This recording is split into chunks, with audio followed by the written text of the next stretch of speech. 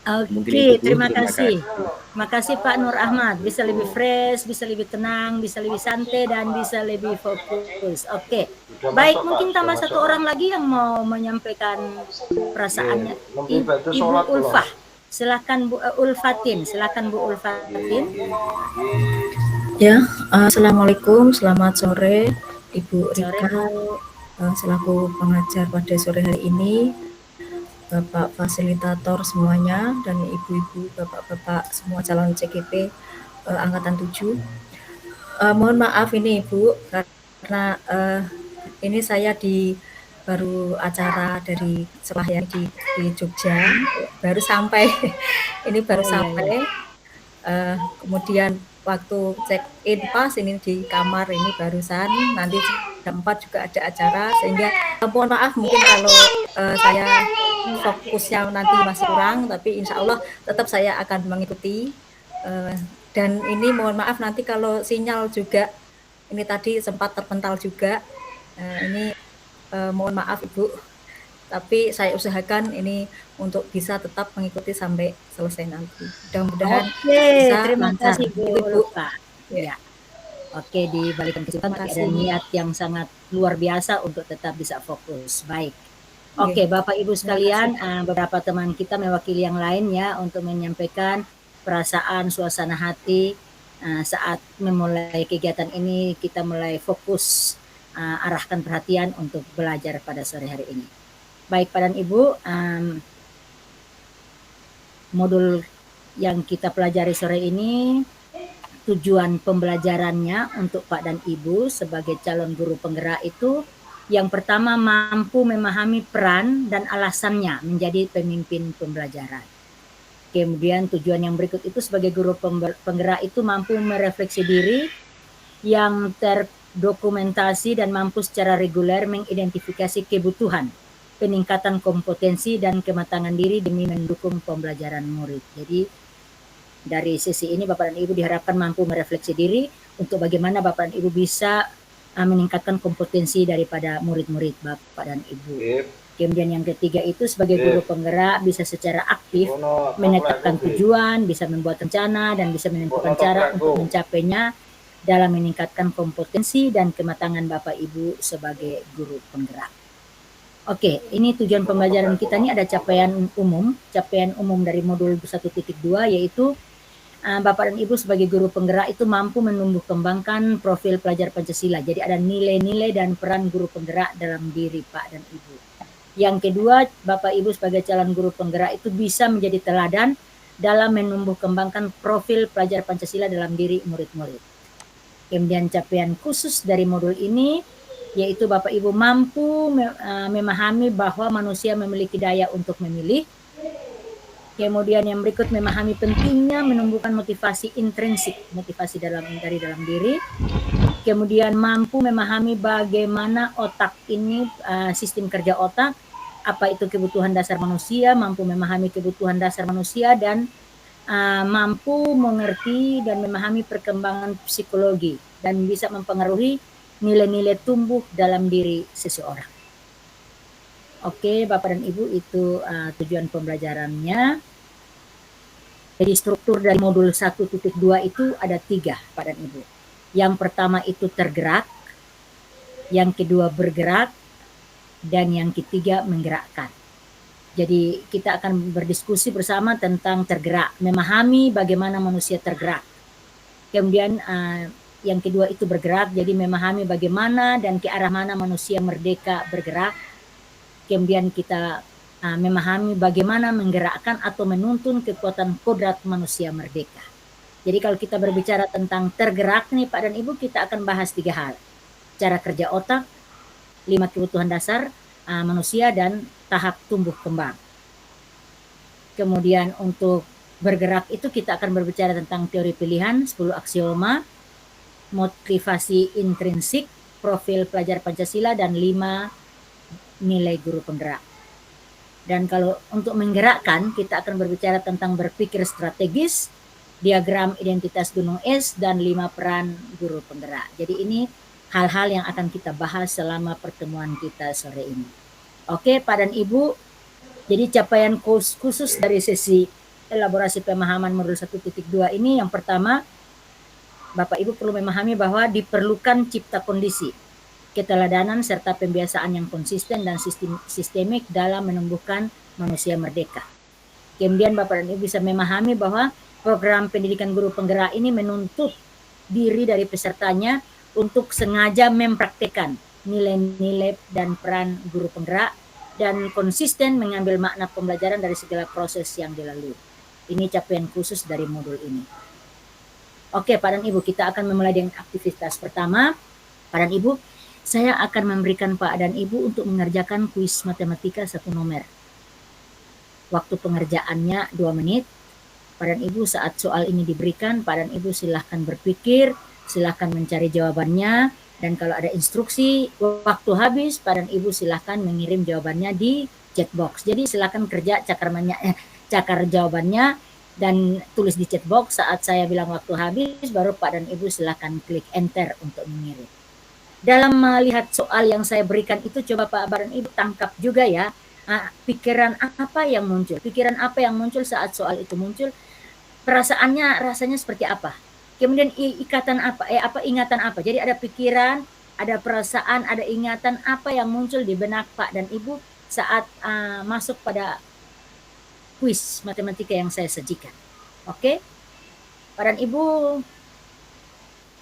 ini ada kuis matematika.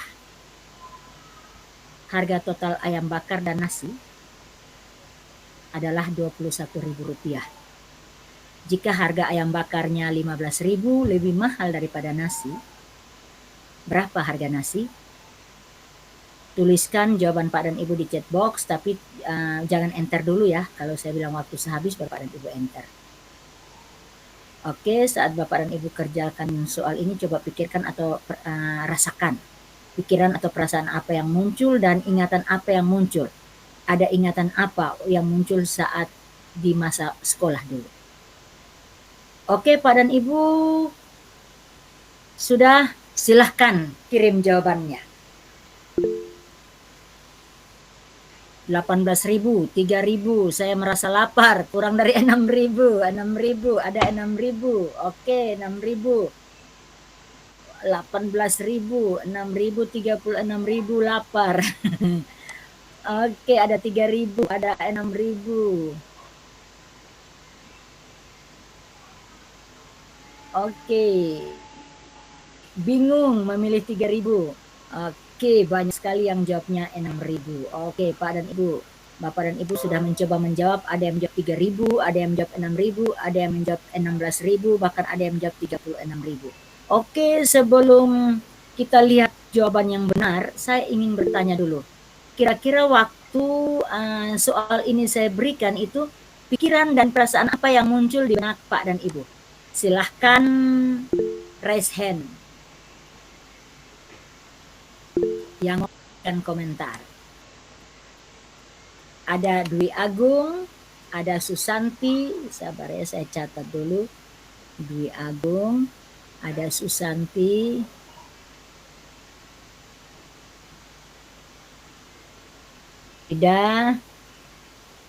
ada Ibu Karmina.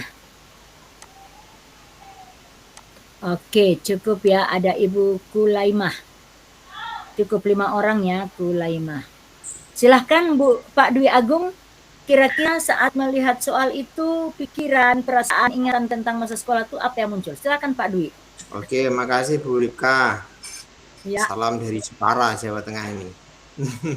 Oh ya. Ya, kalau saya melihat soal tadi yang pertama saya rasakan itu dan saya pikirkan itu nikmatnya Bu.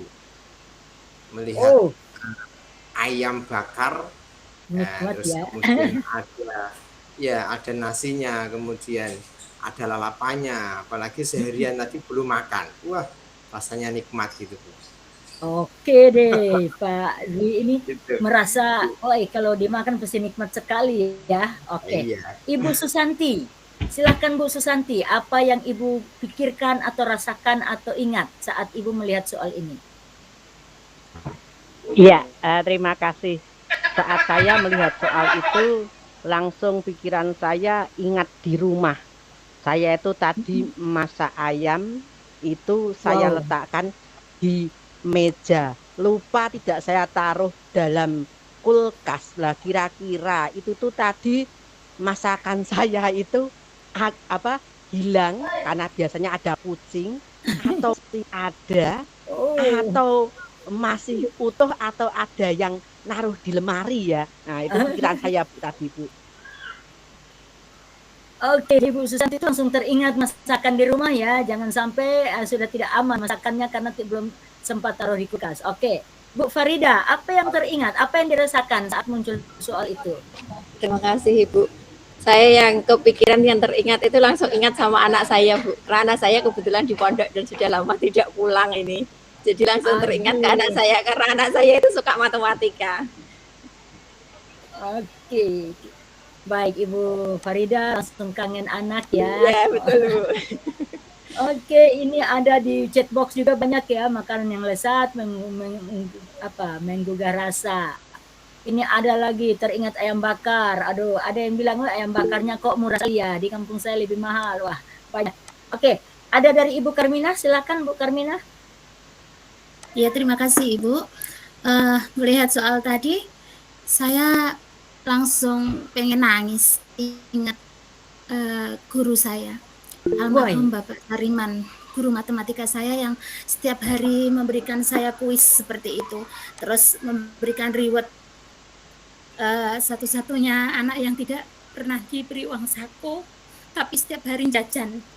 Karena saya berhasil untuk menjawab soal matematika seperti itu yang diberikan oleh almarhum guru saya. Jadi kangen banget sama beliau, Bu. Demikian. Oke, Bu Karmina. Langsung ya, memorinya langsung ingat kepada guru yang pernah mengajarkan matematika. Matematika jadi idola karena gurunya guru idola. Oke, Bu Karmina. Yang berikut Bu Kulaimah. Silakan Bu. Ya Ibu. Ya. Setelah saya lihat soal tersebut, pertama saya lihat gambarnya dulu. Ini gambar apa? Oh, ternyata gambar ayam bakar. Jadi saya teringat gimana anak saya itu suka ayam bakar. Sering kalau pas saat pulang pondok itu sering pesan Bu tembas ke ayam bakar gitu. Jadi ingat anak tersebut. Oke, Bu Kulaimah. Ini ibu-ibu semua ini dapat lihat ayam bakar, lihat makanan langsung teringat anak. Kenapa tidak ingat bapaknya ya? Oke, baik. Ini di chat box juga banyak ya, banyak yang memberikan komentar. Dengar soal dari Ibu Rika, saya teringat masa sekolah. Ini ada yang bilang kalau saya bisa menjawab matematika, saya dapat hadiah ayam bakar. Wah, banyak sekali ya komentar di chat box. Oke, Pak dan Ibu. Saya share lagi dulu.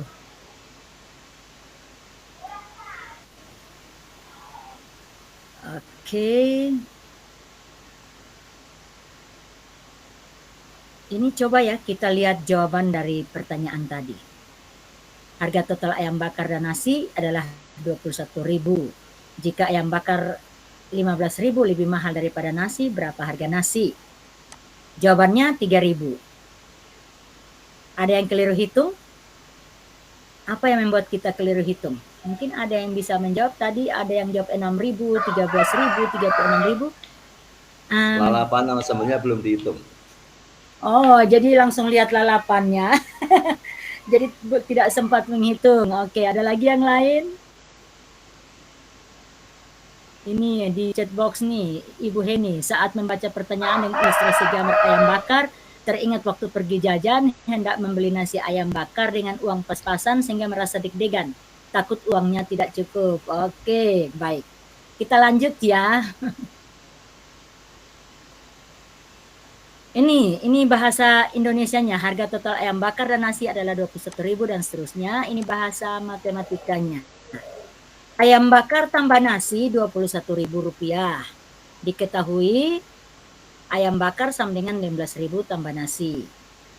Jawabannya ayam bakar tambah nasi sama dengan 21.000. 15.000 tambah nasi sama dengan 21.000. Jadi nasi tambah nasi sama dengan 21.000 kurang 16. Jadi 2 nasi sama dengan 21.000 kurang 15. 15.000, jadi nasi itu 6.000. Nasi, harga nasinya 6.000, tapi karena nasinya itu ada 2, jadi 6.000 dibagi 2, jadi harga nasinya menjadi 3.000. Itu jawabannya Pak dan Ibu. Tapi yang jawab salah juga tidak masalah, yang jawab benar itu luar biasa. Yang ingin kita bahas ini ternyata saat kita belajar ada saja pikiran, perasaan, memori yang muncul. Oke. Jadi bagaimana manusia tergerak? Kita akan memulai dengan bagaimana manusia tergerak. Bapak dan Ibu sadar atau tidak, proses belajar itu utuh antara pikiran, perasaan, memori. Jadi tidak terpisah-pisah. Saat kita mau belajar ini muncul pikirannya, muncul memorinya, muncul perasaannya. Ada perasaannya rasa lapar, ada pikiran yang muncul ingat anak, kangen anak, ada memori yang muncul ingat waktu sekolah dulu dengan guru yang idola, guru yang tidak terlupakan sampai dengan sekarang. Itu dalam proses belajar itu muncul secara utuh. Jadi tidak terpisah-pisah. Bapak dan Ibu, pikiran, perasaan, dan memori itu hadir bersamaan. Dia hadir bersama-sama dengan momen dalam hidup manusia. Jadi ada momen, ada peristiwa. Dalam momen dan peristiwa itu muncul pikiran, perasaan, dan memori. Nah, Pak dan Ibu sebagai pendidik, kita perlu percaya bahwa itu semua kemudian berpeluang membuat manusia tergerak. Jadi dari momen, dari peristiwa muncul pikiran, muncul perasaan, muncul memori, bisa membuat manusia tergerak. Oke, maka pendidik perlu paham hal-hal alami dalam diri manusia yang memungkinkan itu terjadi. Maksudnya tergerak itu. Oke, Bapak dan Ibu, dalam eksplorasi konsep yang Bapak dan Ibu sudah belajar di LMS itu ada otak manusia itu ada 4 bagiannya. Ada otak luhur manusia, otak mamalia, ada otak primata, ada otak reptil. Nah, kalau kita berbicara tentang otak luhur manusia itu Homo sapiensnya itu manusia yang bijaksana. Manusia yang bijaksana itu munculnya dari otak luhur manusia. Kemudian otak mamalia, emosi, itu muncul dari otak mamalia ya, jadi dari sistem limbiknya. Kemudian otak primata itu berkaitan dengan gerakan yang kompleks, jadi berkaitan dengan indera, menggunakan alat indera. Kemudian otak reptil itu adalah otak batang otak yang fungsinya untuk bertahan hidup. Jadi ini kita belajar tentang Ryan Brian, itu tentang berpikir. Otak yang tugasnya itu thinking fast and thinking slow, berpikir cepat dan berpikir lambat. Oke, Bapak dan Ibu, ini poin-poin pelajaran dalam memahami kerja otak. Yang pertama, Bapak dan Ibu, kita perlu tahu bahwa secara alami otak itu diprogram untuk bisa mengklasifikasi situasi. Situasi ini ancaman atau situasi ini aman. Jadi itu sudah terprogram. Jadi dalam setiap kita bisa mengklasifikasi apakah ini ancaman atau aman. Nah, naluri itu, insting itu bereaksi lebih cepat. Jadi dia mengklasifikasi situasi sebagai ancaman. Jadi lebih cepat menganggap itu ancaman ketimbang menganalisis dulu apakah benar itu ancaman atau bukan. Itu situasinya aman atau ancaman. Nah, oke, jadi berpikir, Bapak Ibu berpikir itu berpikir negatif itu adalah naluri yang alami. Jadi naluri alami itu suka berpikir segala sesuatu dimulai dari yang negatif. Jadi intensitas 5 hal positif itu berbanding dengan 1 hal negatif. Jadi memang alamiah ya, manusia itu kadang negatifnya lebih banyak dari positif. Karena itu supaya bisa seimbang, suka berbanding, sejajar, harmonis, selaras itu dia harus 5 positif baru 1 negatif. Jadi kita perlu berlatih setiap hari untuk bisa melakukan hal-hal positif supaya bisa berbanding dengan yang negatif. Karena negatif baru 1 saja sudah harus dengan 5 yang positif. Apalagi kalau negatifnya banyak-banyak. Paling tidak berbanding nantinya. Oke, Pak Ibu. Nah, ini tentang sistem kerja otak. Yang pertama itu thinking phase, berpikir cepat. Sistem kerja otak berpikir cepat itu bagian batang otak ya, otak reptil dan sistem limbik, otak mamalia. Itu diprogram untuk mengkonversi energi. Jadi kalau berpikir cepat itu jalurnya aksi dan reaksi.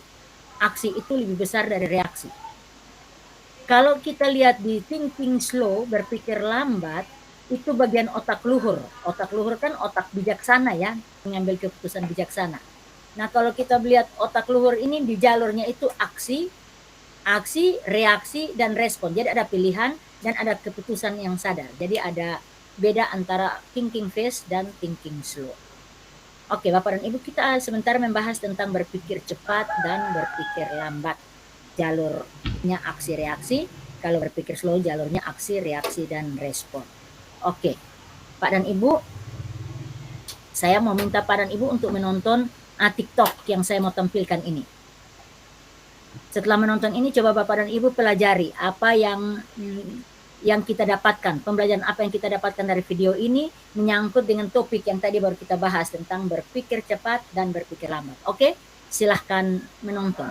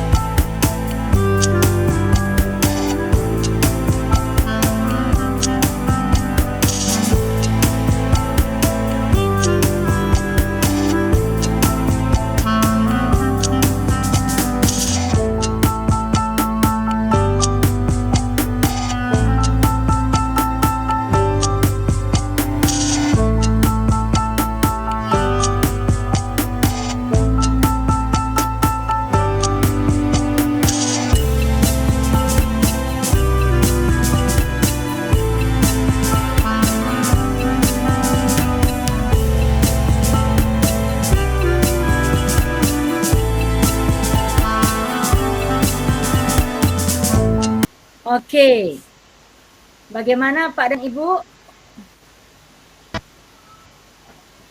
Dari video yang tadi yang baru saja kita nonton, siapa yang mau memberikan komentar? Silahkan raise hand. Ada Bu Sulistianti, ada Pak Nur Ahmad,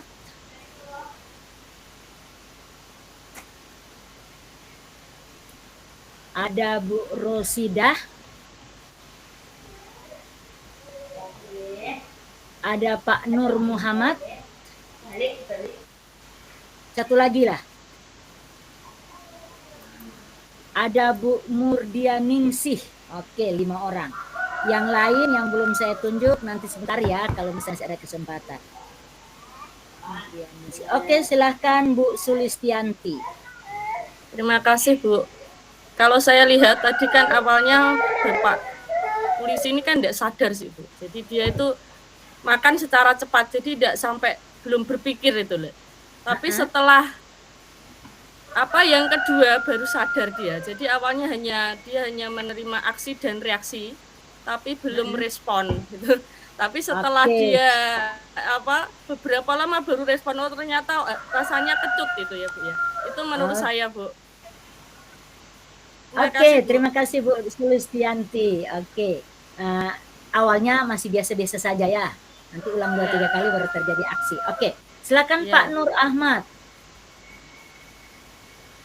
Iya Bu. Terima kasih Bu. Kalau menurut saya dari video itu acting Bapak yang pegang HP itu sangat hebat. Karena hebat. Karena kita tahu bahwa bimbing itu pasti asam sekali, tapi beliaunya tahu kalau ini pasti saya dikerjani. Iya. Nah begitu diberi suapan yang pertama pasti sudah merasakan kecut, tapi dia pura-pura tidak merasakan apa-apa. Iya.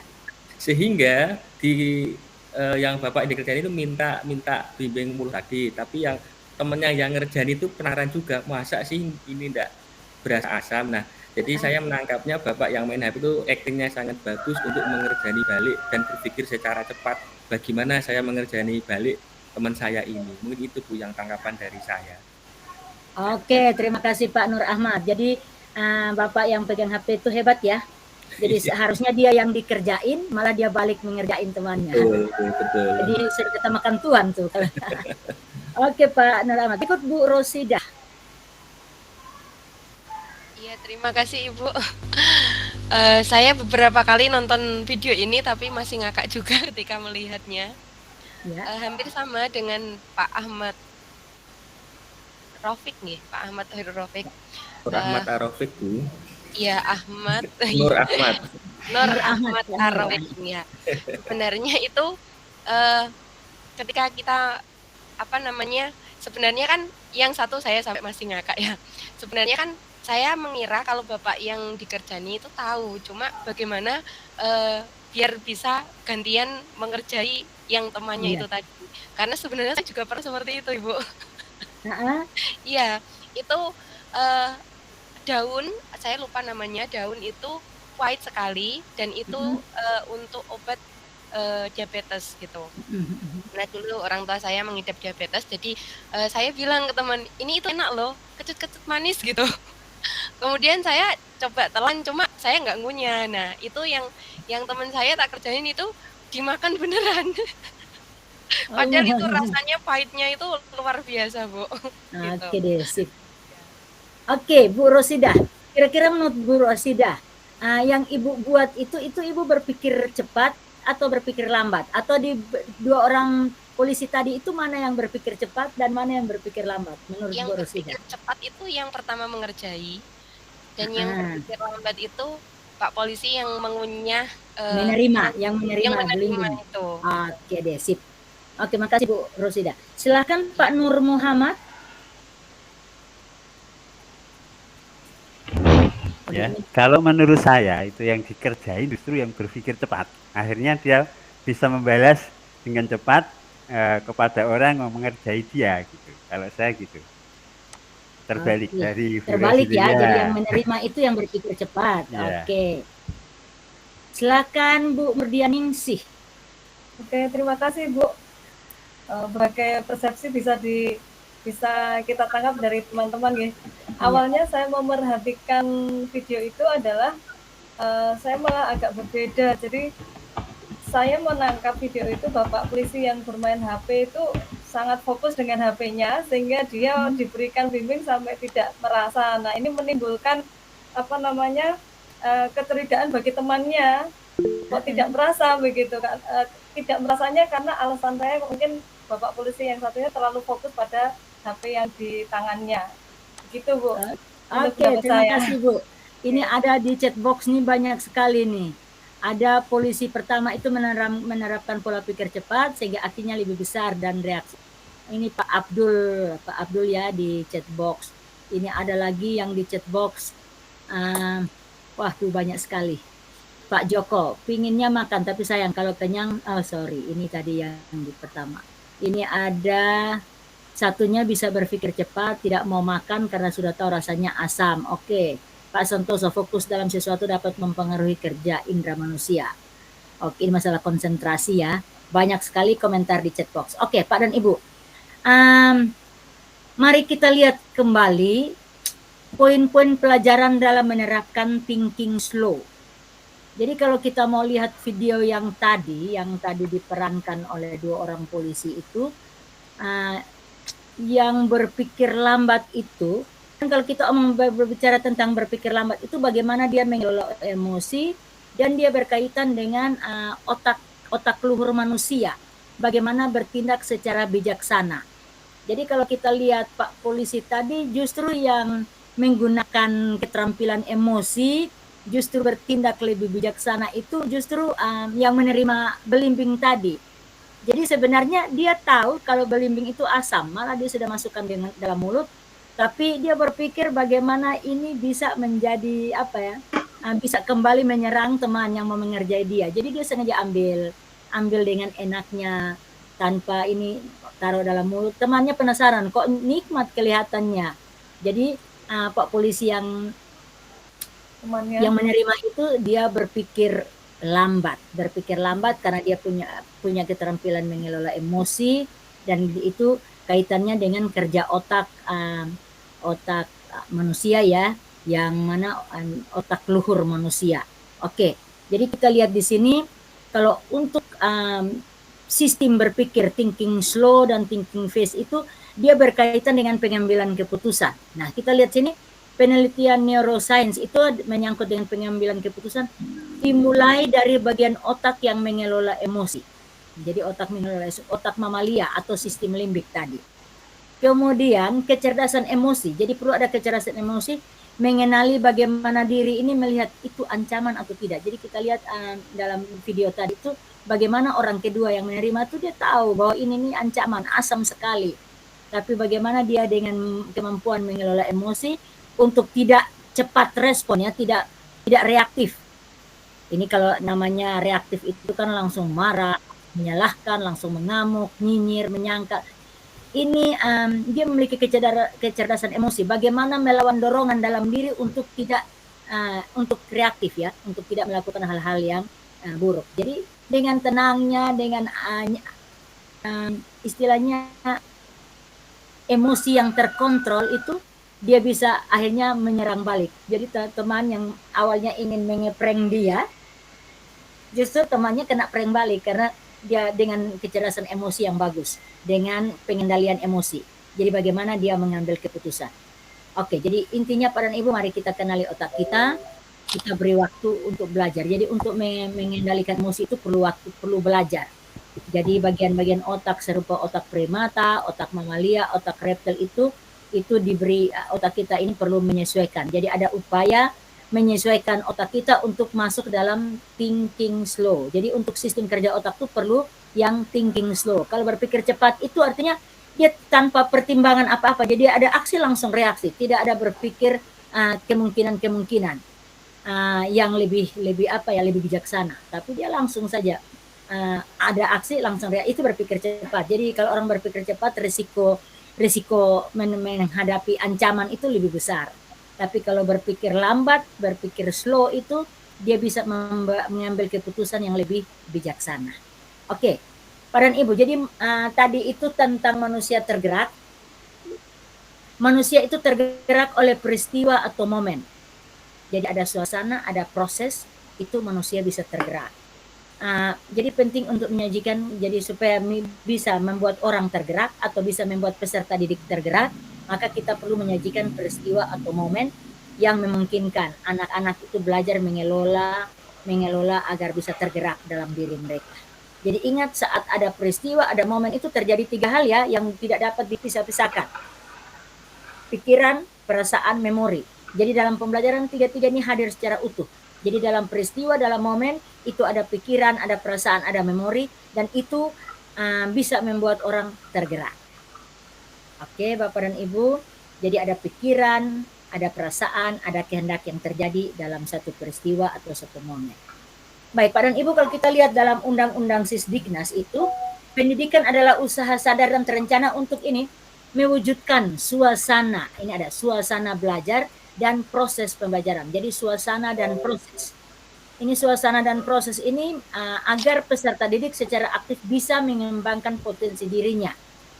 Untuk memiliki ini kekuatan spiritual keagamaan, bisa ada pengendalian diri, ada kepribadian, ada kecerdasan, akhlak mulia, serta keterampilan yang diperlukan dirinya sebagai masyarakat dalam berbangsa dan bernegara. Ini dalam Sisdiknas ya, Undang-Undang Sisdiknas tahun 2003, bahwa pendidikan adalah mewujudkan suasana belajar dan proses pembelajaran. Jadi suasana dan proses. Jadi belajar itu butuh suasana dan proses. Oke, Pak dan Ibu kita lihat.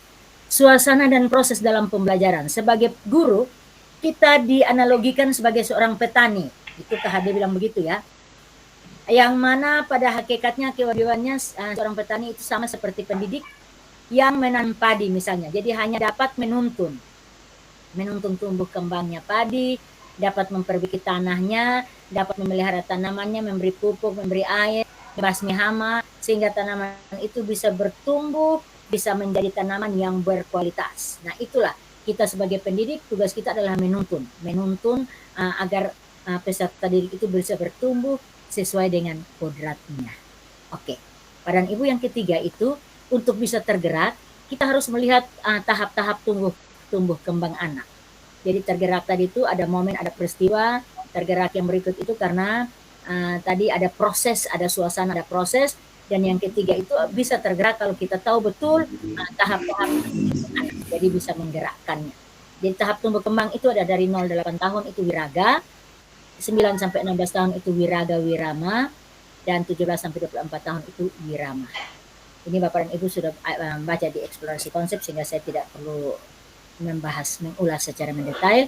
Intinya supaya anak itu bisa tergerak, kita harus memberikan proses atau momen atau suasana yang tepat dengan kebutuhan mereka sehingga mereka bisa tergerak.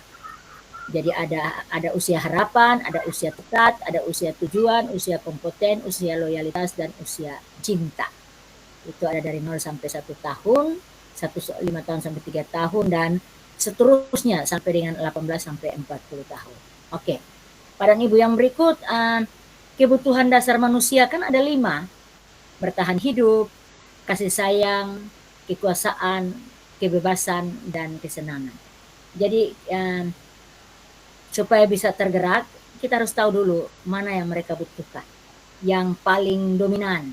Memang semuanya menjadi dasar kebutuhan, tapi kadang kalau misalnya orang itu lebih suka kepada kebebasan, ya supaya dia bisa tergerak, ya kita kasih momen peristiwa tentang kebebasan, membuat dia lebih cepat untuk tergerak. Oke, jadi Nadiem Makarim bilang begini Bapak dan Ibu, saat kita mengambil keputusan, tanyakan dulu, apakah yang kita mau buat ini berdampak pada peningkatan pembelajaran murid?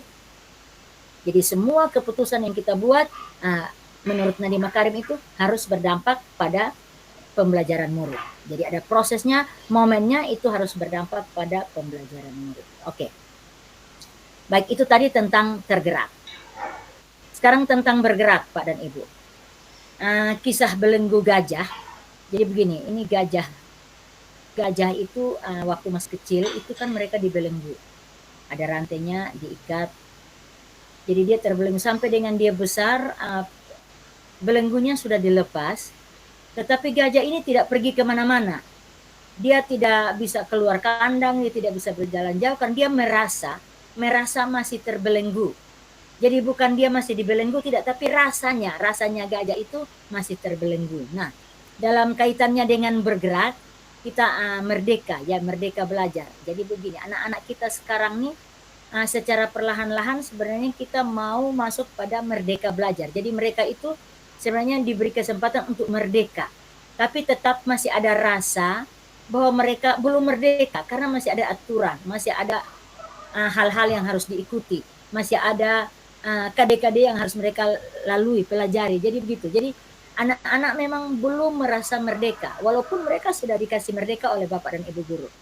Tapi Bapak dan Ibu guru, kita sadar atau tidak, belenggu merdeka belajar untuk peserta didik kita itu sebenarnya adalah belenggu orang dewasa. Jadi belenggu orang dewasa yang paling dominan itu adalah rasa sok taunya. Jadi anak-anak, kamu harus begini, kamu harus begini, kamu harus begini. Itu kan belenggu orang dewasa. Sebenarnya anak-anak tuh bisa merdeka, tapi dengan belenggu orang dewasa membuat mereka belum merdeka atau merasa belum merdeka karena masih terus diikuti dengan keegoisan orang dewasa. Oke.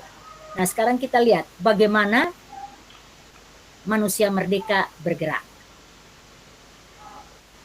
Oke, maksud pendidikan dan pengajaran itu adalah menghasilkan manusia merdeka. Maksud pengajaran dan pendidikan itu berguna untuk peri kehidupan. Jadi pendidikan dan pengajaran itu ialah memerdekakan manusia. Jadi kita mendapatkan pendidikan supaya bisa merdeka, memerdekakan manusia. Manusia merdeka itu adalah manusia yang memiliki budi pekerti. Budi pekerti. Jadi adanya budi pekerti itu manusia bisa berdiri, bisa sebagai manusia merdeka, punya kepribadian yang dapat memerintah atau menguasai diri sendiri. Itu manusia merdeka. Jadi manusia merdeka itu manusia yang beradab, manusia yang bisa mengatur dirinya sendiri, manusia yang bisa memerintah dirinya sendiri. Oke, Pak dan Ibu sekalian, jadi maksud pendidikan itu dalam modul 1.2 itu, pendidikan itu adalah membuat manusia merdeka sesuai dengan kodratnya. Pak dan Ibu, kodrat manusia itu adalah merdeka. Kodrat manusia itu adalah bebas. Kalau kita belajar di modul 1.1, kodrat manusia itu merdeka dan bahagia, dia suka bermain dan lain sebagainya, suka mencari kebahagiaan, itu manusia merdeka. Nah, jadi maksud pendidikan itu adalah kita sebagai pendidik itu hanya mampu menuntun apa? Menuntun kekuatan kodrat anak. Kekuatan kodrat anak yang anak-anak itu memiliki kekuatan kodrat yaitu merdeka. Jadi mereka dapat mencapai keselamatan dan kebahagiaan setinggi-tingginya sebagai manusia maupun sebagai anggota masyarakat. Itu maksud pendidikan. Jadi kita sebagai guru itu menuntun segala kekuatan kodrat yang ada pada anak. Oke. Pak dan Ibu dalam eksplorasi konsep juga Pak dan Ibu sudah belajar ya tentang maksud pendidikan. Menuntun segala kekuatan kodrat yang ada pada anak agar mereka dapat mencapai keselamatan dan kebahagiaan setinggi-tingginya baik sebagai manusia maupun sebagai anggota masyarakat. Jadi kita lihat di sini Pak dan Ibu, saat menuntun kekuatan kodrat sebagai manusia itu kita menuntun anak untuk dapat berelasi. Jadi relasi anak dengan Tuhan Yang Maha Esa, relasi anak sebagai manusia dengan diri sendiri, relasi anak dengan sesama, dan relasi dengan semesta. Kemudian sebagai anggota masyarakat itu kontribusi dalam lingkungan. Jadi sebagai anggota masyarakat dengan keluarga, di kelas, di sekolah, secara lokal, secara nasional, atau bahkan secara global. Jadi menuntunnya yang ini, relasi dan kontribusi dalam lingkungan untuk mencapai kebahagiaan dan keselamatan setinggi-tingginya. Oke, Pak dan Ibu, jadi merdeka lahir batin itu adalah kekuatan sendiri. Jadi kalau kita berbicara tentang manusia merdeka, yaitu manusia yang hidup lahir atau batinnya tidak tergantung kepada siapa-siapa, tetapi dia bersandar pada kekuatan sendiri. Itu manusia merdeka. Jadi kalau manusia merdeka, itu adalah manusia yang beradab, manusia yang berbudaya.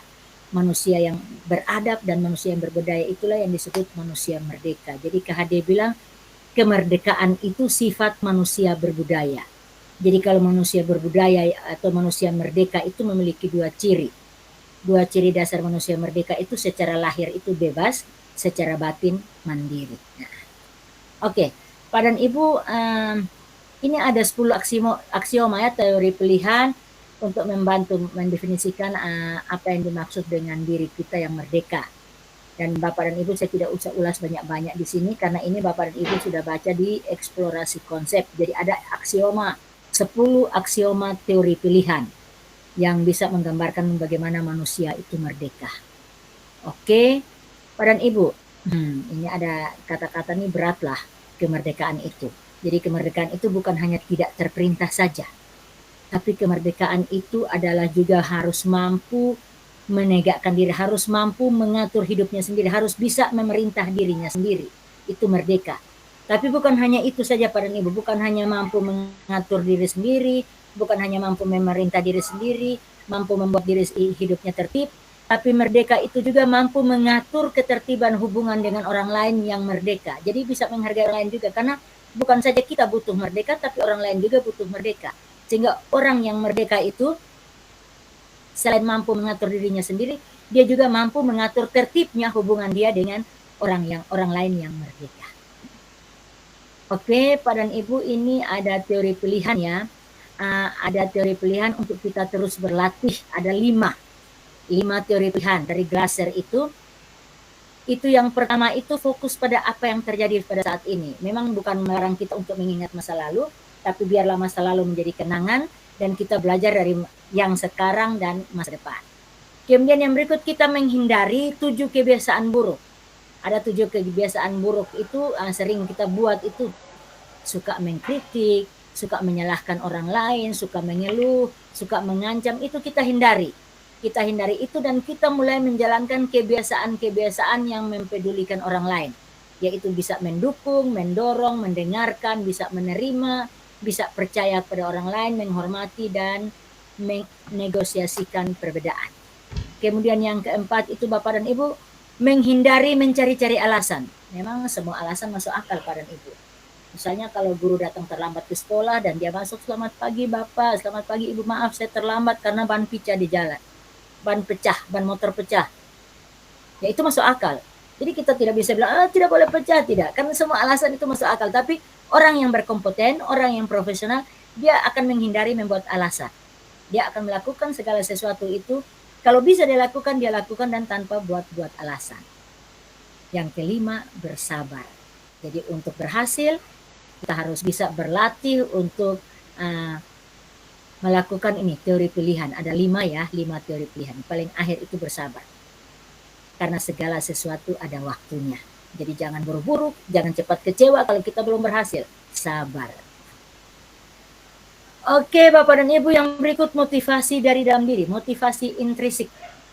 Pendidik itu perlu fokus menyediakan suasana belajar dan proses pembelajaran yang memungkinkan anak untuk bisa menumbuh kembangkan motivasi intrinsik anak. Jadi kita siapkan suasana belajar dan siapkan proses pembelajaran supaya bisa memungkinkan anak itu tumbuh kembang motivasi dari dalam diri anak.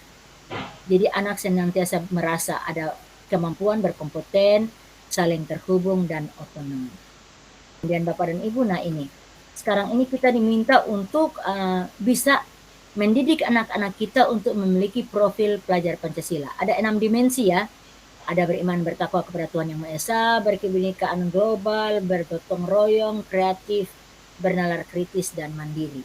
6 dimensi ini dijabarkan dalam elemen-elemen seperti ini Pak dan Ibu. Setiap dimensi ada elemennya. Dan ini kita bisa ajarkan kepada anak kalau kita sebagai guru sudah memiliki nilai-nilai ini. Jadi perlu ada profil pendidik Pancasila. Jadi untuk mengajarkan ini kepada anak sebagai guru kita harus punya sehingga kita bisa menjadi teladan, dan teladan itu diteladani oleh anak-anak kita sebagai siswa. Jadi mereka bisa memiliki profil pelajar Pancasila karena guru-gurunya sudah memiliki profil pendidik Pancasila. Oke, Pak dan Ibu, sebagai guru penggerak kita berusaha untuk bisa menjadi teladan bagi murid-murid kita. Oke. Jadi profil pelajar Pancasila, kemudian model kompetensi pengembangan profesi guru, ada kompetensi guru, kompetensi kepala sekolah. Kalau ini sudah kita kuasai, itu luar biasa. Kita sudah memiliki nilai-nilai ini luar biasa. Tapi Pak dan Ibu sebagai guru penggerak, ini saja tidak cukup Pak dan Ibu. Bapak dan Ibu perlu banyak lagi belajar. Perlu menyelaraskan perubahan positif dalam ekosistemnya masing-masing, dalam lingkungannya masing-masing, untuk bagaimana Bapak dan Ibu bisa mampu sebagai penggerak untuk menggerakkan orang-orang di sekeliling Bapak dan Ibu, termasuk murid-murid. Nah, Bapak dan Ibu, kira-kira sebagai guru penggerak itu nilainya apa-apa saja? Bapak dan Ibu sudah belajar ya ini nilai-nilai guru penggerak di eksplorasi konsep. Yang pertama itu berpihak pada murid. Apapun yang kita lakukan, keputusan apapun yang kita buat, mari kita berpikir apakah sudah berpihak pada murid atau belum. Kemudian inovatif, ada kolaborasi, ada reflektif, dan mandiri. Jadi ini 5 nilai guru penggerak ini perlu dimiliki oleh Bapak dan Ibu sebagai calon guru penggerak yang nantinya dalam penerapannya mampu menunjukkan kepada orang-orang di sekeliling bahwa betul Bapak Ibu memiliki nilai-nilai sebagai guru penggerak. Nah, untuk bisa menjalankan 5 nilai guru penggerak ini Bapak dan Ibu harus punya 4 kebiasaan. 4 kebiasaan sebagai pemimpin pembelajaran perlu ditumbuhkan, yaitu kebiasaan memahami perubahan, kebiasaan berpikir sistem, kebiasaan membangun keselarasan atau koherensi, dan kebiasaan berpikir aset. Jadi ini 4 kebiasaan sebagai pemimpin pembelajaran yang perlu ditumbuhkan. Oke. Bapak dan Ibu, menggerakkan itu kan sama dengan menuntun. Tadi kita sudah bicara banyak tentang menggerakkan. Menuntun kekuatan kodrat manusia merdeka. Nah, kita lihat ini Pak dan Ibu. Pertama, karakter. Kita bisa menuntun atau memunculkan karakter-karakter seperti ini, diagram identitas gunung es ini Pak dan Ibu. Yang muncul di permukaan ini sedikit sekali, padahal masih banyak sekali yang ada tidak terlihat di dalamnya. Nah, sebagai seorang guru penggerak, kita harus mampu untuk menggerakkan sehingga karakter-karakter dari peserta didik kita itu bisa muncul secara utuh. Jadi kalau misalnya muncul kebiasaan dan perilakunya ini sedikit, dengan pengaruh yang kita buat, maka semua pola pikir, kepercayaan, keyakinan, nilai-nilai ini bisa lebih muncul lagi, bisa lebih nampak lagi dari peserta didik kita. Oke, Bapak dan Ibu, ini analogi tentang diagram.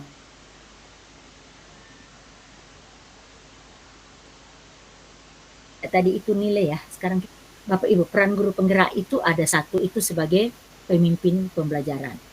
Yang kedua sebagai coach bagi yang keempat mewujudkan kepemimpinan murid, dan yang kelima penggerak komunitas praktisi. Nah, oke, Pak dan Ibu kita lihat di sini. Supaya Pak dan Ibu bisa menggerakkan dengan peran-peran yang ada, yang pertama yang harus Pak dan Ibu lakukan adalah Bapak dan Ibu harus memiliki lingkaran pengaruh. Kan kalau kita punya lingkaran pengaruh yang bagus, baru kita bisa menggerakkan.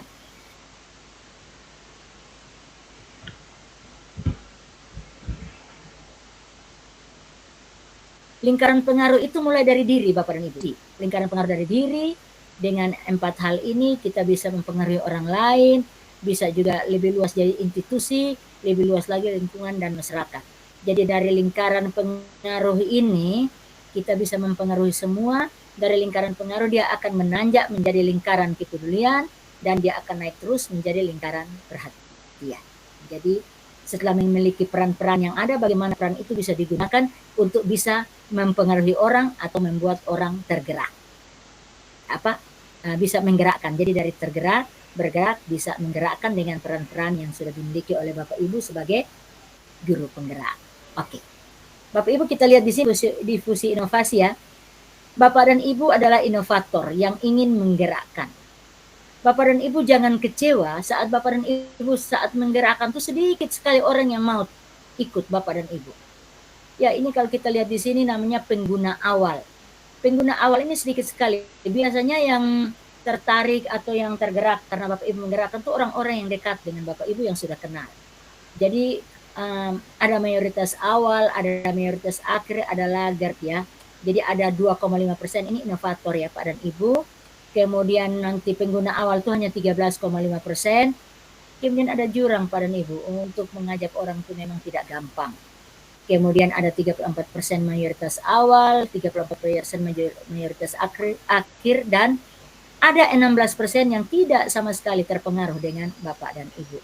Oke. Oke Pak dan Ibu. Jadi ini menyangkut dengan pengaruh kita bagaimana sebagai seorang guru penggerak kita bisa mempengaruhi orang-orang di sekitar kita dengan peran-peran yang kita miliki. Baik Pak dan Ibu, itu hal-hal yang sudah saya sampaikan. Sekarang waktunya untuk Bapak dan Ibu silahkan mau memberikan pernyataan atau pertanyaan atau menceritakan pengalaman tentang bagaimana Bapak dan Ibu mampu menggerakkan komunitas di sekitar Pak dan Ibu. Silahkan saya berikan kesempatan kepada Bapak dan Ibu untuk berdiskusi. Jadi boleh bertanya, boleh memberikan pernyataan, ataupun boleh menceritakan pengalaman. Silahkan siapa yang mau raise hand. Oh ya, ada. Saya catat dulu, ada Pak Dwi Agung. Berikutnya, masih ada yang mau cerita pengalaman atau mau bertanya? Ada Pak Santoso. Ada lagi?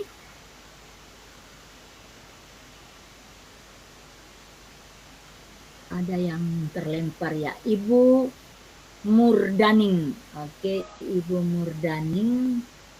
Satu lagi. Ibu Mahmuda.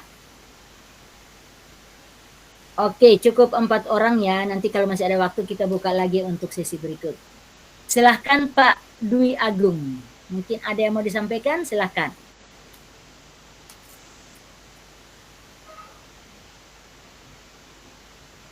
Halo Pak Dwi Agung. Mic-nya Pak, lupa Pak. Pak Dwi belum aktifkan mikrofonnya.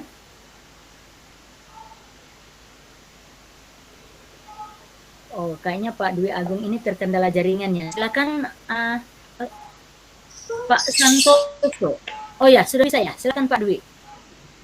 Oh ya, maaf Bu Ripka, ini terpental jaringannya saya.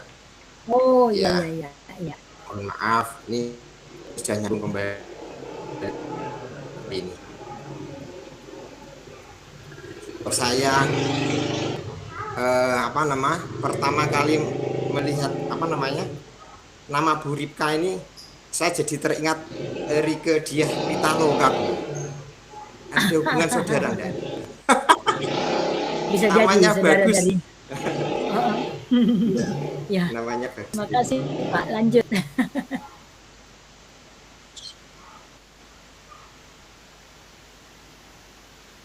Halo Pak Dwi, jaringan kayaknya. Ya, mungkin. Oke Pak Dwi, terkendala jaringan, silakan kita lanjut dulu ke Pak Santoso. Pak Dwi maaf ya, terputus-putus jadinya kita alihkan. Terima kasih Bu. Ya. Atas waktunya. Saya hanya mau berbagi pengalaman saja Bu. Oke deh, silakan Pak Santoso. Menanggapi dari materi yang ada kaitannya dengan materi. Saya dulu waktu mahasiswa pernah mengikuti kegiatan UKM mahasiswa, yaitu resimen mahasiswa. Di situ ada pendidikan di Semarang, itu ada materinya, sesi materi namanya Achievement Motivation Training. Di situ saya masih teringat, di situ ada sebuah tulisan atau quote ya istilahnya. Kalau nggak salah saya masih ingat seperti ini. Tulisannya, dulu saya bercita-cita untuk mengubah dunia. Setelah mengetahui kenyataan yang ada, ternyata dunia pun tidak mau berubah. Jangankan dunia, desa saya saja tidak bisa saya rubah. Sehingga saya mengalihkan cita-cita saya menjadi mengubah desa saya. Setelah berusaha, ternyata desa saya pun belum berubah. Jangankan desa saya, sehingga saya mengalihkan untuk memperkecil lingkupnya menjadi keluarga. Akhirnya keluarga pun belum mau berubah dan belum bisa saya rubah. Akhirnya saya sadar bahwa untuk merubah sesuatu hal harus dimulai dari diri sendiri. Nah, dalam kaitannya dengan bergerak dan menggerakkan, di sini dari satu quote itu saya menjadi teringat kembali ketika ada sesi materi ini, dan saya teringat. Terus ada juga ingatan saya karena kebetulan saya UKM saya resimen mahasiswa, agak semi-semi militer ya Bu, seperti itu. Jadi ada pernyataan juga atau quote juga dalam dunia resimen mahasiswa karena berbau-bau militer, yaitu istilahnya dalam pendidikan itu yang pertama dipaksa, terpaksa, biasa, terbiasa, biasa, akhirnya nanti akan luar biasa. Di situ juga menjadi inspirasi saya dalam tadi menggerakkan atau memberikan contoh bagi saya untuk menjadi contoh atau teladan bagi lingkup terkecil saya. Baik itu dulu mungkin kalau sebelum jadi guru ya mungkin dalam keluarga saya sebagai anak, sebagai saudara. Terus ketika sudah jadi guru, berarti saya terapkan ketika saya menjadi tauladan untuk murid-murid saya. Saya harus menjadi pribadi yang baik, selalu menjadi pribadi yang baik, agar anak-anak nanti terinspirasi dari diri saya yang selalu berusaha untuk baik, nanti ada kemauan untuk tergerak dalam diri mereka, dan kemudian ada kekuatan untuk merubah diri mereka menjadi lebih baik dalam belajar, dan menjadi pribadi yang lebih baik. Hal itu saya lakukan terus-menerus, baik itu di lingkungan sekolah, baik sebagai guru maupun dengan rekan-rekan sejawat. Terus akhirnya apresiasi dari usaha saya untuk baik diapresiasi dengan saya menjadi pengurus kelompok kerja guru pendidikan agama Islam di kecamatan. Wow. Dalam prosesnya saya tetap berusaha untuk menjadi baik dan menjalankan amanah saya, hingga akhirnya saya jadi ketua KKG. Sekarang ini karena mungkin diapresiasi oleh teman-teman sekabupaten Jepara, saya jadi sekretaris KKGBI Kabupaten Jepara, dan diapresiasi oleh teman-teman provinsi, saya jadi seksi di pengurus KKGBI provinsi. Dengan lingkup yang saya miliki, saya dapat dengan saat ini saya dapat menggerakkan teman-teman guru PAI yang ada di kecamatan, yang ada di kabupaten. Contohnya lewat MAPSI kemarin di tingkat Melongo, kebetulan saya yang menyutradarinya hingga menjadi MC-nya, hingga terjun langsung. Dan kemarin ketika di Solo, saya memimpin kafilah MAPSI beserta teman-teman dari Kabupaten Jepara untuk dapat berprestasi dan menjadikan pendidikan, khususnya pendidikan agama Islam atau umumnya pendidikan di Kabupaten Jepara untuk bergerak lebih maju. Mungkin itu pengalaman saya yang terkait dengan materi ini, Bu. Terima kasih atas waktunya. Assalamualaikum. Oke, terima kasih Pak Santoso, cerita yang luar biasa. Jadi sadar atau tidak, ternyata bisa meraih prestasi sampai setinggi-tingginya itu ternyata mulainya dari diri sendiri. Ya kan? Dari diri.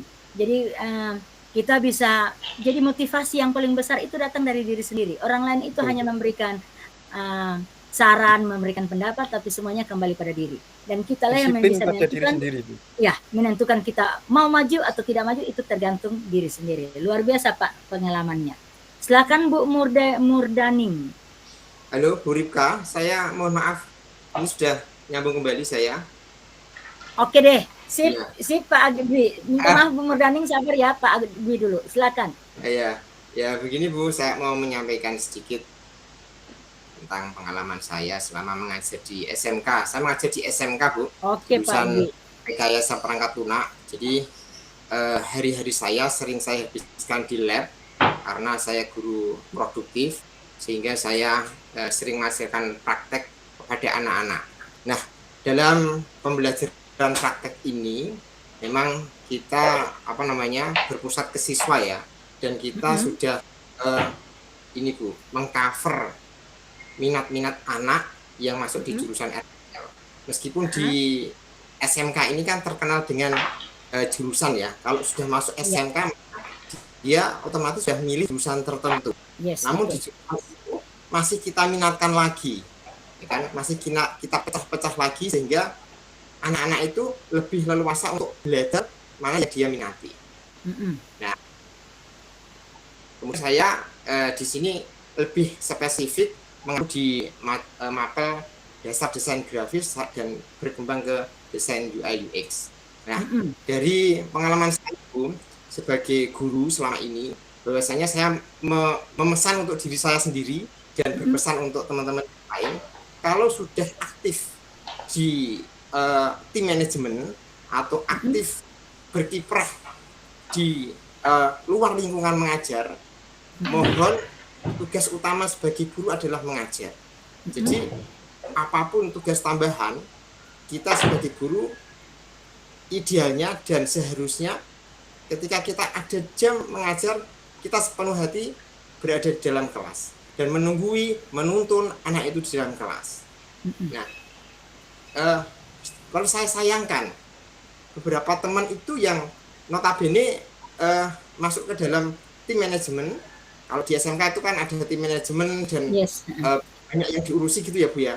Akhirnya tugas utama sebagai guru ini terbengkalai Bu, terbengkalai. Nah, terbengkalai, akhirnya sibuk sendiri dengan kegiatan tugas tambahan, tapi tugas utama sebagai guru ini akhirnya tidak tersentuh. Bahkan ketika anak dikasih tugas gitu kan, ini anak kasih tugas, nah, tugas 5 menit selesai, seharian mereka bermain HP. Tugas setengah jam selesai, sisa waktunya dipakai untuk HP. Ini macam apa? Kalau seperti ini, ini pendidikan mau maju. Nah itu ya. Memang musuh utama yang saya rasakan itu sebenarnya juga di HP Bu.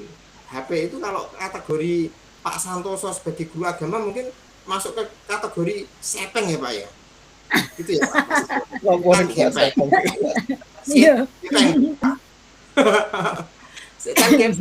Karena memang kenyataannya ketika sekolah itu membolehkan anak membawa HP, lebih banyak mudorotnya daripada manfaatnya. Kalau saya pribadi tidak setuju anak-anak sekolah itu membawa HP di sekolah. Begitu Bu, itu yang pertama. Kemudian yang kedua, ini yang tadi saya sampaikan bahwa anak-anak SMK, siswa-siswa itu memiliki minat bakat sendiri-sendiri dan itu harus kita arahkan gitu ya Bu ya, kita arahkan. Mengingat di SMK itu kan materinya banyak, pelajarannya banyak. Tidak mungkin anak-anak itu bisa mencapai kata kompeten dalam arti dia siap kerja bersaing di dunia industri ya, sementara yang dipelajari itu sangat banyak. Makanya ketika kurikulum merdeka ini ada, kurma ini ada, saya sangat setuju karena beberapa anak ini kalau sudah out of the box ya, dia belajar sendiri, bereksplorasi sendiri, karena zaman sekarang ini kan sumber belajar tidak hanya dari guru saja, Bu. Nah, sumber belajar banyak, itu anak bisa expert, bisa benar-benar bisa, dan tidak hanya bisa-bisanan. Nah itu loh ya, kalau anak ini benar-benar bisa, akhirnya mereka siap tarung di dunia industri dan dunia kerja. Nah begitu, Bu. Oke, Pak Dwi Agung, luar biasa cerita Pak Dwi. Jadi memang di SMK itu anak-anak itu sebenarnya sudah dibagi-bagi ya sesuai dengan minat dan bakatnya, dan itu ya sudah namanya pembelajaran yang berpihak pada murid itu seperti itu ya, mereka belajar sesuai dengan minat dan bakat mereka. Satu tantangan besar untuk Pak Dwi Agung, bagaimana Pak menggunakan peran-peran sebagai seorang guru penggerak itu untuk bisa ada mempengaruhi teman-teman yang tadinya belum bekerja sesuai dengan tupoksinya, masih mengabaikan tugasnya sebagai guru, bagaimana tugasnya Pak Agung bisa mempengaruhi mereka untuk kembali melaksanakan tugasnya atau perannya sebagai guru. Jadi itu ya, Pak, nilai-nilai yang ada Pak harus pakai, gunakan itu untuk bisa mempengaruhi. Jadi lingkaran pengaruh itu duluan dulu dari teman-teman di sekolah supaya sama-sama bisa bekerja sesuai dengan tupoksinya. Gitu ya Pak Dwi ya? Ya, siap Bu. Ya. Memang selama ini selama ini saya dikasih kesempatan untuk memberikan apel pagi di sekolah kami dalam setiap hari jam sebelum masuk pelajaran itu jam 7 itu ada apel, dan kebetulan saya dapat jatah untuk memimpin apel karena saya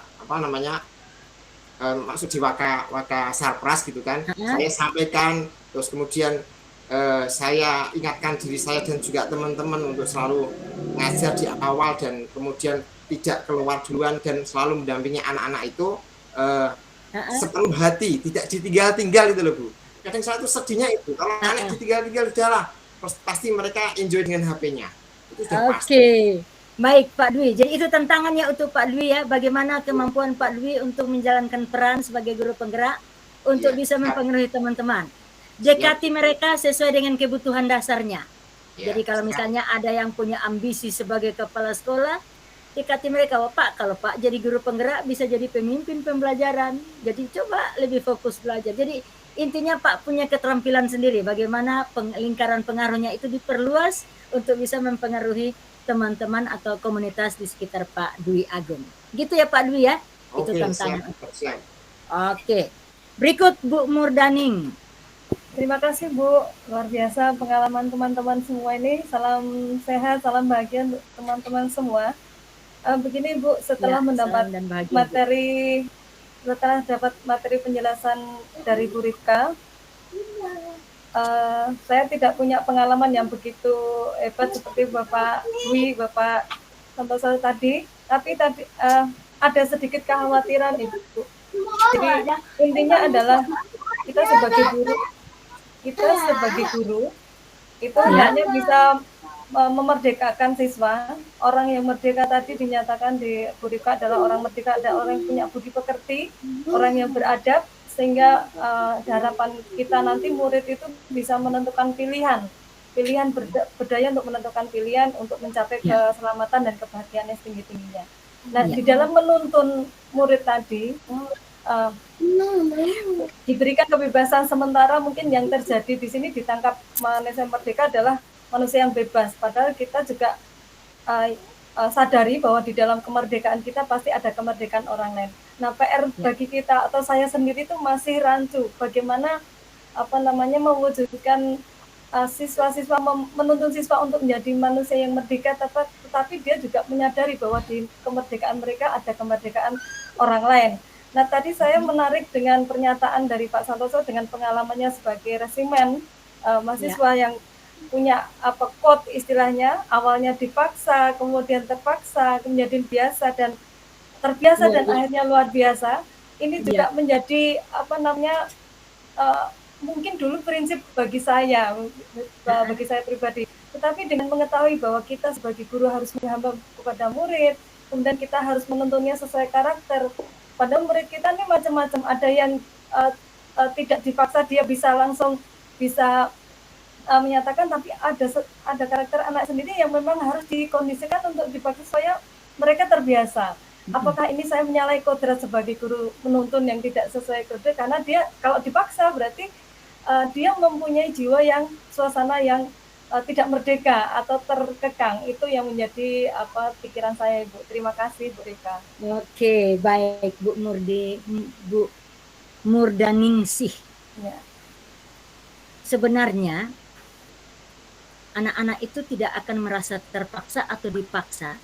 Kalau di awal tahun pelajaran itu kita sudah melakukan kesepakatan asesmen diagnostik atau kita sudah melihat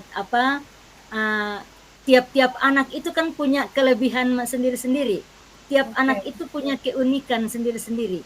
Jadi dalam kurikulum Merdeka itu kita diminta untuk membelajarkan itu berdasarkan kebutuhan anak, ya sesuai dengan keunikan anak. Jadi kalau kita sudah memilah, mengklasifikasi atau sudah menempatkan anak sesuai dengan minat bakatnya atau sesuai dengan kebutuhannya, maka sudah tidak ada lagi istilah terpaksa. Yang ada itu kita guru itu harus punya kreativitas lebih. Jadi bagaimana menghadapi anak yang punya keunikan yang begini, bagaimana menghadapi anak yang punya kelebihan ini. Jadi ada dalam mindset kita sebagai guru bahwa anak itu tidak ada yang tidak bisa. Hanya cara mencapainya yang berbeda-beda. Sehingga kita guru harus punya multi cara. Jadi tujuannya satu, jadi kita tujuan pembelajarannya satu, tapi cara mencapai tujuan ini tiap anak beda-beda. Tapi pasti mereka akan sampai, tergantung bagaimana kita guru punya kreativitas dalam menciptakan model atau cara pembelajaran. Begitu ya Bu? Jadi anak tidak merasa terpaksa. Sip. Terima kasih Bu. Oke, sama-sama Bu. Silahkan Bu Mahmuda. Selamat sore Ibu Rika yang energik. Selamat sore juga teman-teman semua. Sehat selalu. Sehat. Oke, di sini saya mau berbagi cerita dalam gerakan anak-anak. Juga yang kedua nanti ada pertanyaan. Saya itu saya itu orangnya bosanan Ibu. Bosanan tetapi setia. Jadinya saya banyak selingkuhan gitu. Wow. Ya. Ya selingkuhannya itu seperti nyanyi gitu, nyanyi, dance, main musik, senam gitu. Kreatif sekali itu Bu. Ya.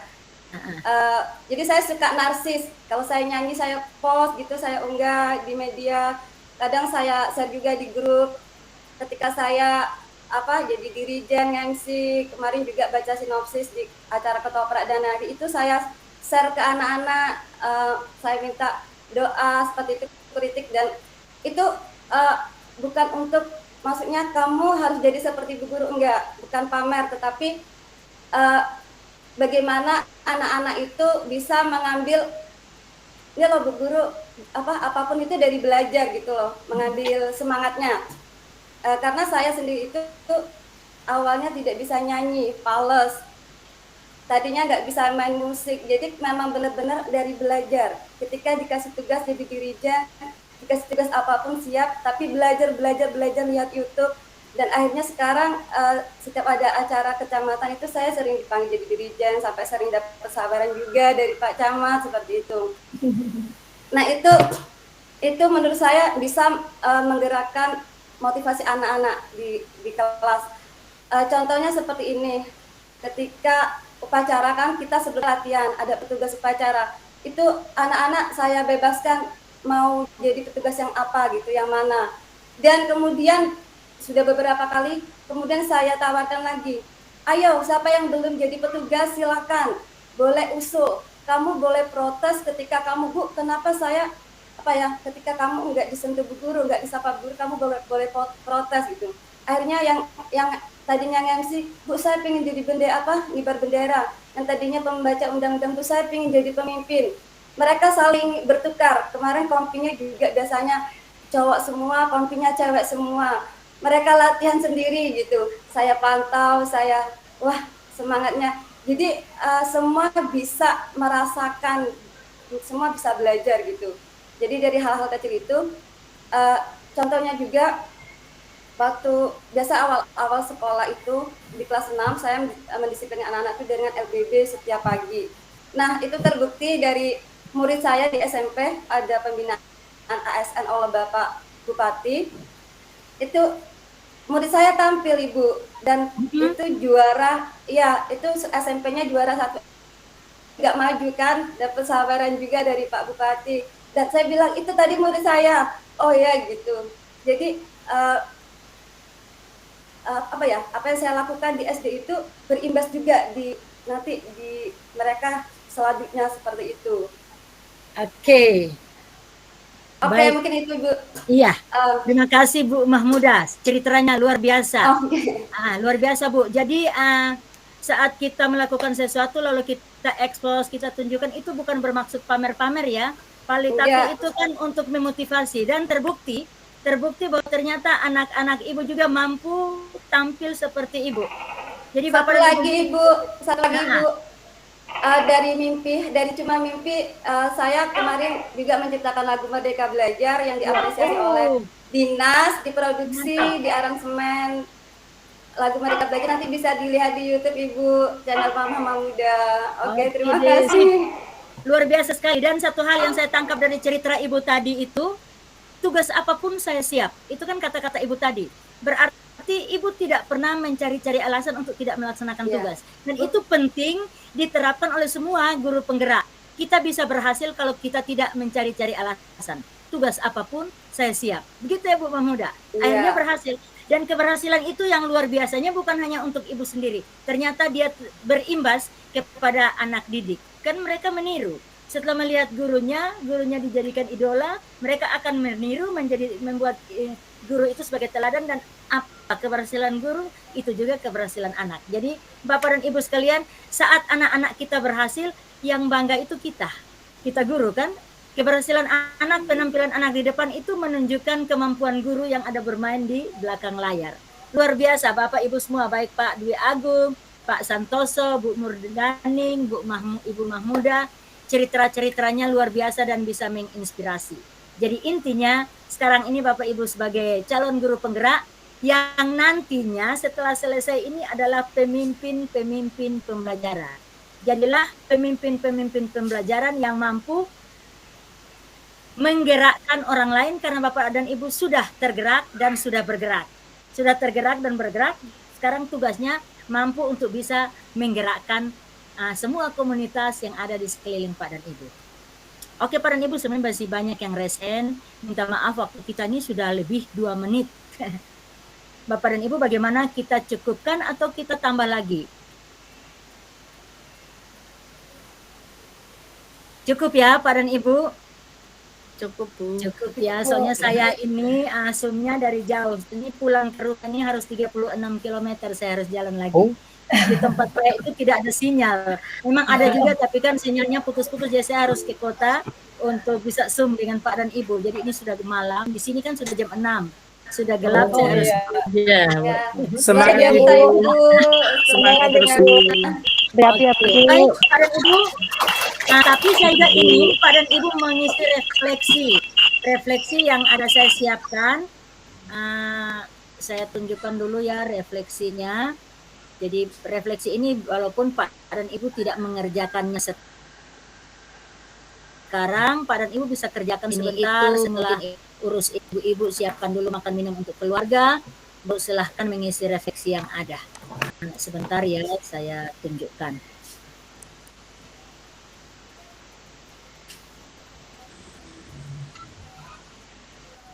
Dia belum muncul. Pak dan Ibu, tapi nanti saya kirim linknya di chat box ya. Saya kirim linknya di chat box. Pak dan Ibu silahkan ambil linknya, simpan, lalu sebentar Pak dan Ibu bisa mengerjakannya. Batas pengerjaannya sampai dengan jam 11.59 malam ini. Jadi nanti yang Pak dan Ibu kerjakan itu adalah refleksi. Saya ingin Bapak dan Ibu menulis apa saja yang Bapak dan Ibu sudah pelajari, yang Pak dan Ibu dapatkan saat ini, peristiwa, momen apa yang paling Pak dan Ibu rasakan saat kita mulai pembelajaran dari tadi, dan kemudian perasaan Bapak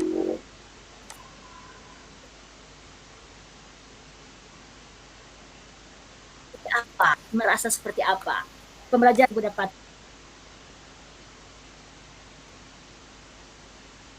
Kemudian rencana penerapan ke depan itu ya.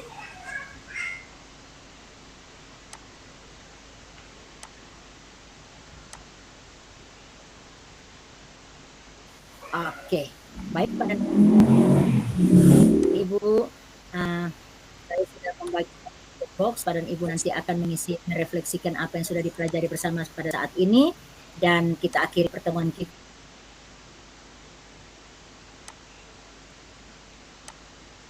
Ya, sore ini dan Ibu sudah banyak untuk dalam kegiatan kita, diskusi, membagi pengalaman dan banyak hal.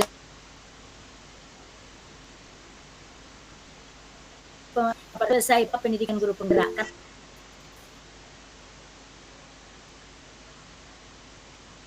banyak tantangan, karena itu orang baik kesiapan mental untuk bisa melawan tantangan. Jadi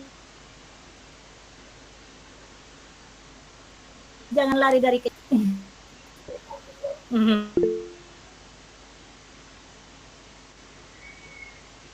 Terima kasih Bu. Dan saya juga nanti akan unggah di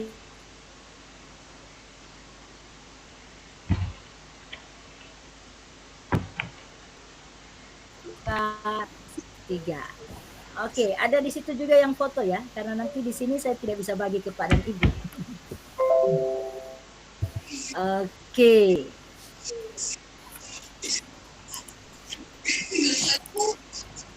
Sudah. Tentunya sudah tersimpan, langsung di-share di grup. Baik, Pak dan Ibu, kita akhiri kegiatan kita. Mari kita berdoa dulu dan silahkan satu orang memimpin kita dalam doa.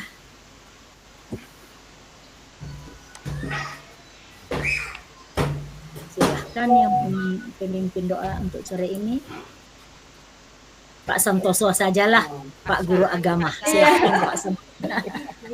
Mari teman-teman, kita tutup sesi kita pada sore hari ini untuk berbuka malam hari ini dengan berdoa menurut kepercayaan masing-masing. Untuk yang beragama Islam, saya pandu. Bismillahirrahmanirrahim. Allahumma arinal haqqa haqqa warzuqna ittiba'ah wa arinal batila batila warzuqna ijtinaba. Rabbana atina fid dunya hasanah wa fil akhirati hasanah wa qina adzabannar. Shallallahu ala sayyidina Muhammadin. Subhana rabbika rabbil izzati amma yasifun. Wassalamun alal mursalin walhamdulillahi alamin. Terima kasih atas waktunya, Bu. Terima kasih, Bu Ripka. Terima kasih Pak Santoso telah memimpin doa untuk kita semua. Baik Bapak dan Ibu, dengan berakhirnya doa ini maka berakhir sudah kebersamaan kita di sore ini. Saya kembalikan waktunya ke Pak Tama, admin dari BBGP Jateng. Halo Pak Tama, masih ada di grup ini. Mungkin ada yang mau disampaikan kepada kita semua. Silahkan Pak Tama.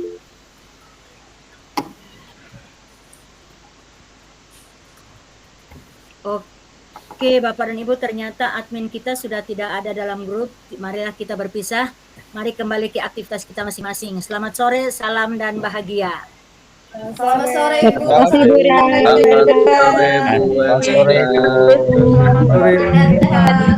Semoga sehat selalu Ibu. Terima kasih. Semoga sehat selalu ya Bu. Amin, amin. Sebaliknya untuk semua juga tetap semangat. Amin, amin. Oke, baik Bapak dan Ibu, saya izin ya. Salam hebat dari Jepara. Ya, selamat Bapak-bapak fasilitator. Semangat selalu Bapak Ibu mengajar praktek ya. Ya, Bu. Izin live. Izin live ya Bu ya. Live ya Bu. Live bareng-bareng.